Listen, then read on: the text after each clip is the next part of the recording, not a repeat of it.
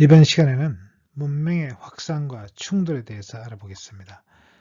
고대 이집트 문명과 메소포타미아 문명은 주변 지역으로 전파되고 서로 섞이면서 다른 많은 문명에 영향을 미쳤습니다. 특히 메소포타미아 문명은 지리적으로 개방되어 있어서 청동기 시대부터 철기 시대에 이르기까지 철기시대 초기에 이르기까지 전쟁과 사회적 불안 상태가 지속되었습니다. 고대 근동에서 발생한 문명의 확산과 충돌에 대해서 알아보도록 하겠습니다.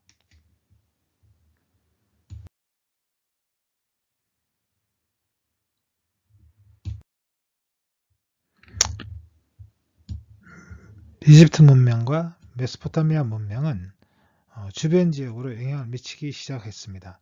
그래서 페르시아나 페니키아, 팔레스티나가 문명의 영향을 받고 또 이 문명들은 또 이웃한 이제 트로이나 크레타, 아테네와 같은 이제 이 에게해 문명, 이 문명을 에게 문명이라고 하는데 에게 문명에 영향을 미치게 됩니다. 또 이 에게 문명은 시칠리아나 이제 콘스탄티노폴 있는 이런 지역에 이제 또 문명에 영향을 미치고 이렇게 해서 지중해 연안으로 점점 문명이 확산되어 가는 그런 현상이 이제 나타나게 됩니다.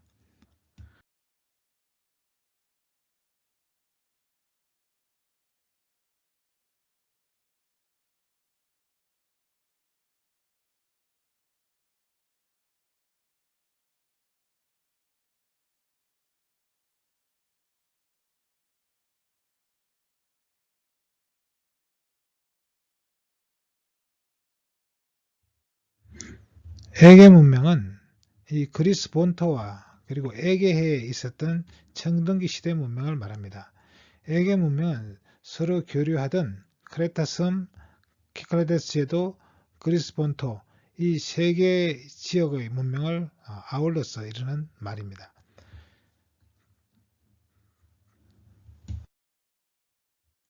미노스 문명은 그리스에서 가장 오래된 문명입니다. 기원전 3650년에서 기원전 1170년까지 번영했던 문명인데 크레타섬에 있었던 고대 그리스 청동기 문명입니다.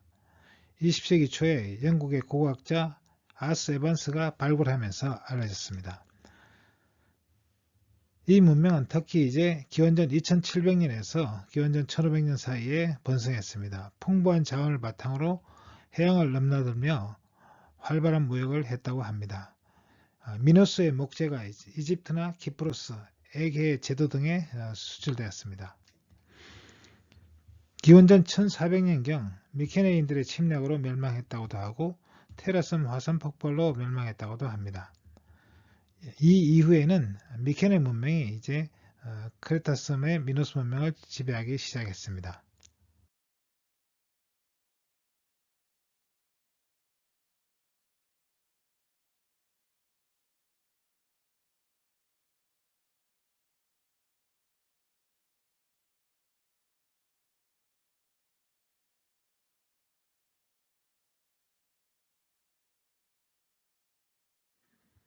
미노스 문명은 문자를 가지고 있었지만 아직 해독이 되지 않고 있습니다. 선형 A 문자라고 불리고 있습니다.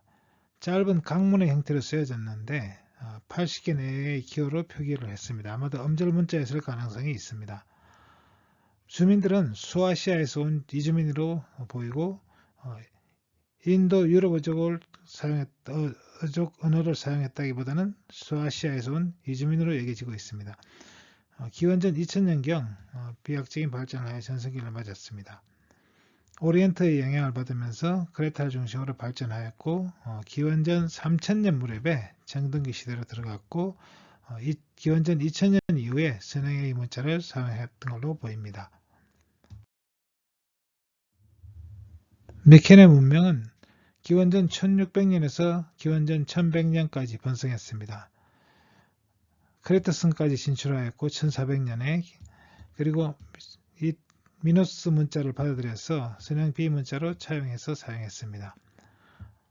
미케네 문명의 주요 도시는 미케네, 티린스, 아테네, 이올코스 등이 있습니다.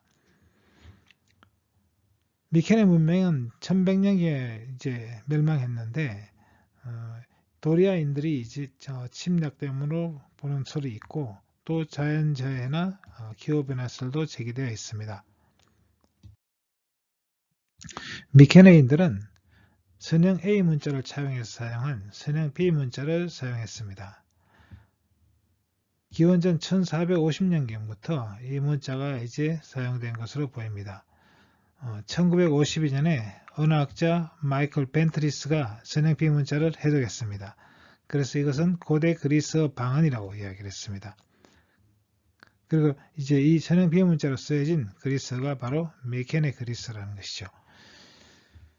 절반은 선형 A 문자와 같고 약 90개가 있는 이제 90개 이르는 음절기호가 있습니다. 이것이 이제 선형 B 문자가 되겠습니다. 자, 선형 B 문자를 이제 보여주고 있습니다. 그리고 선형 A 문자와는 이제 일부는 차용을 했고 새로 이제 추가된 문자들이 많이 있습니다. 그리스 신화를 기록하는 데 사용된 고대 그리스 문자는 기원전 9세기경에 등장했습니다. 페니키아 문자를 도입해서 만들어진 그리스 문자를 사용했습니다. 이 그리스 문자는 이제 바로 서양 알파벳의 기원이 된 문자입니다. 20세기 초 영국의 고학자 에반스는 크레타섬에서 고대 그리스 문자가 기록된 많은 점토판을 발견했는데 이것을 선형 문자라고 부르고 A 문자와 B 문자로 구분했습니다. 그리고 1952년에 언어학자 벤트리스가 선형 B 문자를 해독해서 이것이 고대 그리스 방언이라고 이야기했습니다. 그래서 이 미케네 시대에는 이제 문자, 선형 B 문자가 있었지만 사라졌습니다. 이것이 그러니까 이것이 기원전 1100년경에 미케네 문명이 사라졌으니까 다시 이제 문자가 만들어지기까지 한 200년 가까이가 문자가 없던 시대가 있었습니다. 암흑기였던 것이죠. 그리고 암흑기 끝에 이제 기원전 9세기경에 새로 이제 그리스 문자가 만들어졌는데 이 문자들은 이제 페니키아 문자로부터 도입된 문자가 되겠습니다. 모음이 있는 최초의 이제 음소 문자가 만들어진 것이죠. 이것이 바로 서양 알파벳의 기원이 되었습니다.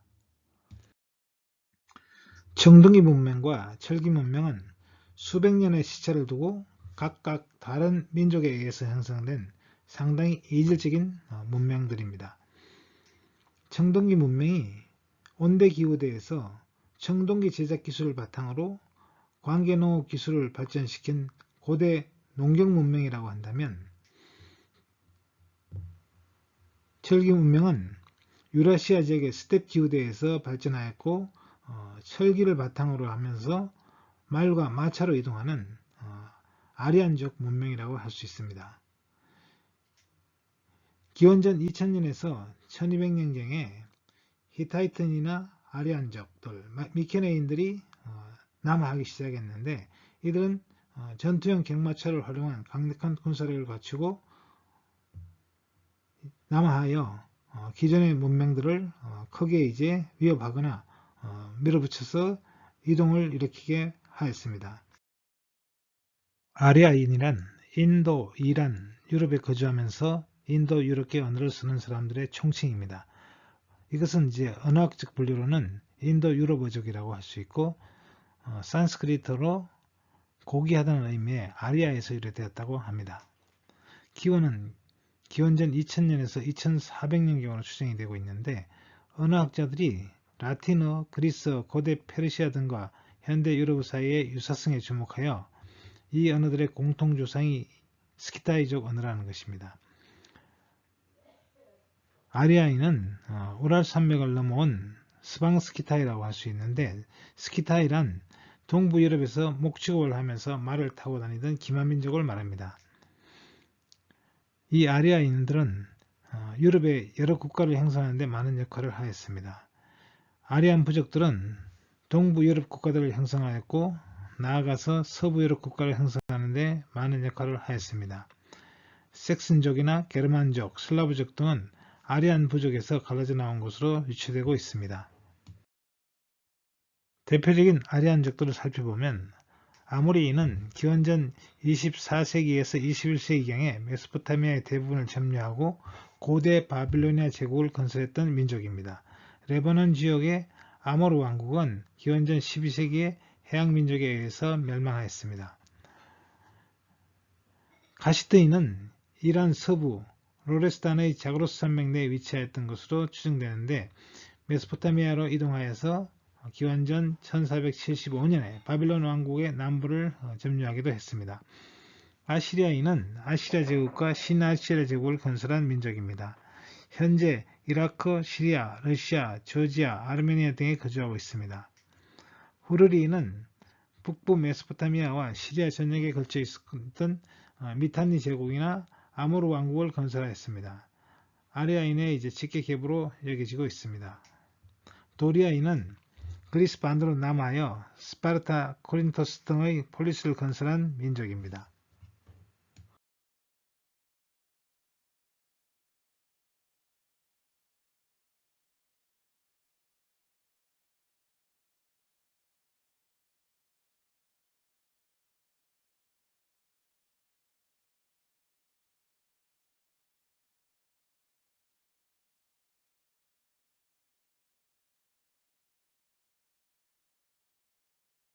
셈족은 인종적인 분류라기보다는 세모를 사용하는 사람들을 가리킵니다. 중건동 지역에서 살던 고대인으로 현대의 세모는 아랍어, 히브리어, 시리아어, 에티오피아 등이 있습니다. 고대 셈족은 동부 집단과 서부 집단으로 크게 구분할 수 있는데 동부 집단은 메소포타미아에 살았으며 아시리아나 바빌로니아를 건설했던 아카드인이 대표적입니다. 서부 집단은 남부 집단과 북부 집단으로 나뉘는데 남부 집단은 아라비아와 에티오피아에 살았고 북부 집단은 과거에 팔레스타인이라 불렸지만 현재는 시리아, 이스라엘, 레바논 등으로 나누어진 지역에 살았습니다. 구약 성서에서는 이 지역을 가나안이라고 부르고 이 지역 주민들을 가나안인이라고 부르고 있습니다. 가나안은 그 어원이 상인 또는 붉은 약물을 뜻하는데 이 지역의 주요 수출품 중에 하나입니다. 그리스인들은 이 사람들을 페니키아인이라고 불렀는데 페니키아라는 용어도 역시 붉다는 뜻의 단어로부터 유래하였습니다. 아리아인들의 기원을 설명하는 여러가지 가설이 있습니다. 그 중에 한 가지 유력한 가설은 쿠르간 가설입니다. 쿠르간은 구름 또는 봉분이란 뜻으로 동부, 중부 유럽에 존재하는 봉토가 있는 고분을 말합니다. 1956년에 리투아니아의 고고학자 마리아 김부타스는 고고학과 언어학을 결합시켜 이 가설을 제창했습니다. 러시아 남부의 쿠르간 분묘가 유럽이나 중앙아시아 전역에 퍼져 있는 사실에 근거해서 쿠르간 문화권의 사람들이 인도 유럽어의 조상어를 사용하던 사람들이라는 것입니다.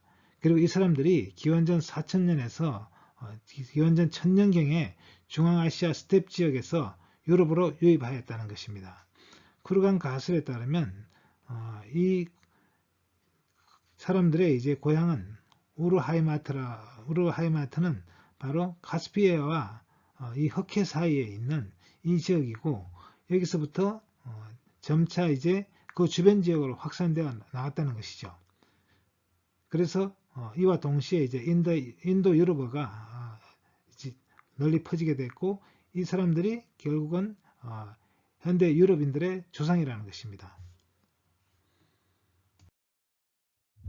히타이트는 기원전 18세기경 하티족이 건국한 나라입니다. 기원전 1178년까지 바다민족에 의해서 도시가 불타버릴 때까지 존재했던 왕국입니다. 기원전 2000년경에 아나톨리아에 등장했고 기원전 1340년경에는 건동의 지배 세력이 되었습니다. 인도 유럽어족이고요. 철제 무기와 철제 전차로 무장한 고대의 최강의 군사력을 자랑했습니다. 한때는 바빌론을 정복하기도 했고 또 그래서 아무리테 왕조를 멸망시켰습니다. 이집트와도 충돌해서 카데시 전투를 벌였습니다. 이집트 우호조약을 이제 맺었는데 이것이 세계 최초의 우호조약이 되겠습니다. 이 조약 문서는 보면은 이 하티족 신과 이집트 신들이 보정을 서는 내용이 있습니다. 이때 신화 시대니까요. 그래서 조약을 지키면 축복을 받고 그렇지 않으면 저주를 받는다고 이렇게 기록되어 있습니다. 히타이트 신화는 고대 히타이트 왕국의 수도였던 하투스에서 출토된 점토판에 기록된 신화입니다. 메소포타미아 신화의 영향을 받았지만 독특한 모습이 보이는데 여기에는 이제 인도 유럽어적인 요소가 이제 포함된 것으로 보입니다. 히타이트에 합병된 이제 미탄니 왕국의 주민인 후르르족 신화와 또 서부 터키의 원주민인 하티족 신화가 혼합된 그런 형태로 보입니다. 여러 지역의 신들이 나타나고 있고 그리스나 인도 신화와도 공통점이 드러나고 있습니다. 히타이트 신화의 주요 신들은 모든 신들의 아버지인 쿠마르비와 그 아들인 폭풍우의 신 테슈브 또는 타르헌트라고 부릅니다.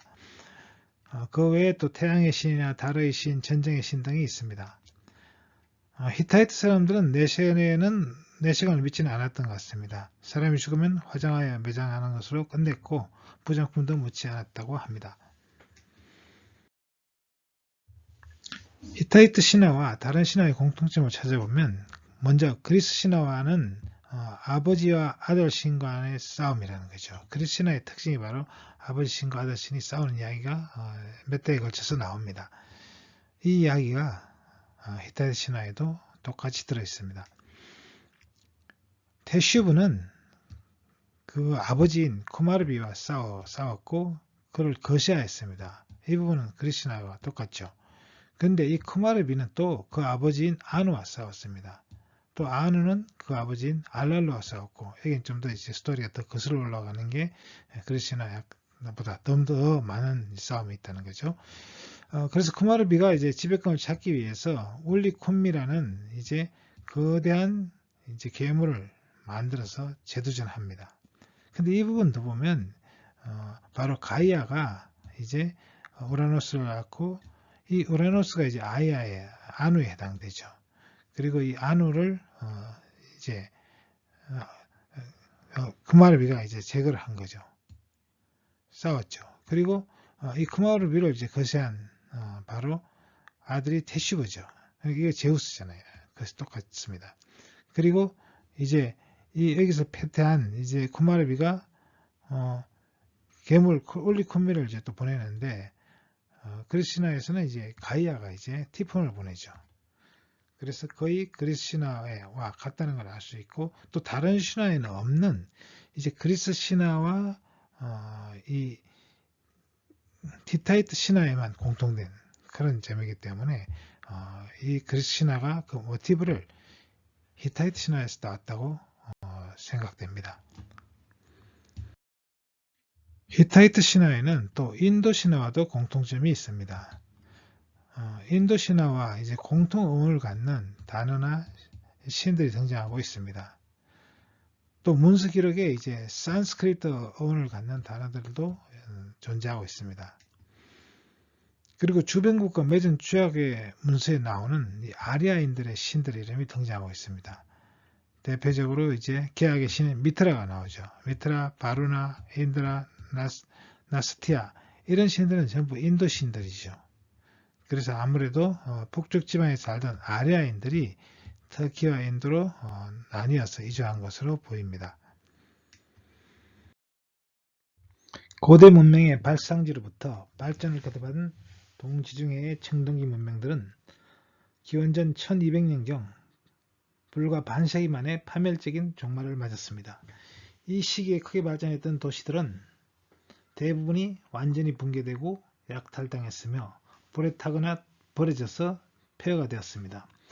이 시기에 그리스와 아나톨리아, 레반트, 크레타와 키프로스를 포함한 동지중해 여러 섬의 도시가 동시다발적으로 멸망했으며 미케네 문명과 히타이트는 완전히 역사 속으로 사라지고 말았습니다. 간신히 살아남은 이집트와 바빌로니아가 몰락의 길을 걷기 시작했습니다. 역사적으로 번영하던 문명이 갑자기 멸망하거나 도시가 엎어지는 경우는 종종 있어 왔지만 이처럼 갑작스럽게 그리고 가장 광범위하게 일어난 경우는 유래를 찾기 어렵습니다. 한 가지 유력한 학설은 바다 민족의 침입으로 인한 것으로 생각되고 있습니다.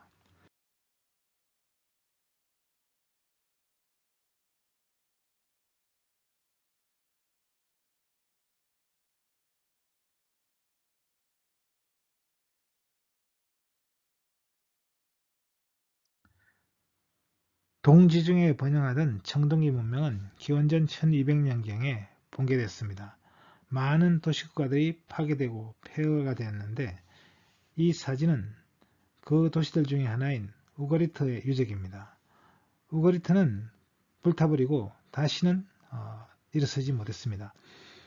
많은 주민이 죽거나 이주하면서 기억과 역사가 단절되었습니다. 도시국가의 구조와 방어수단, 관료조직이 완전히 무너져 내렸습니다. 그리고 동지중해 전역의 무역이 완전 단절되어서 모든 무역은 끊겨버렸습니다. 동지중해에서는 청동기 시대가 강제로 막을 내리고 암흑기를 거쳐서 철기 시대로 전환하게 됩니다. 무역이 단절되고 산업이 쇠퇴하면서 양질의 청동을 만들 재료를 얻지 못하자 청동기 사용은 줄었고 또 재활용해서 할 수 있는 청동의 재질도 갈수록 질이 떨어졌습니다. 결국 그 자리를 철기가 메우게 됐는데 아직 제련 기술이 충분히 발달하지 않았기 때문에 품질이 조악해서 충분히 기술이 완성되었던 청동기에 비하면 부족하였습니다. 동지중해의 경우는 이 청동기 철기 전환이 갑작스럽게 찾아왔는데 재료와 기술이 사라져버렸기 때문에 결국 청동기가 물러나고 철기에게 자리를 내주게 됐습니다. 하지만 다른 지역의 경우, 특히 아시아의 경우는 이런 전환이 자연스럽게 이루어졌는데 처음에는 철기가 조악하여 농기구로만 사용되다가 완성도가 높아지면서 자연스럽게 전투용 무기로도 활용되는 청동기 철기의 혼연기를 거쳤습니다.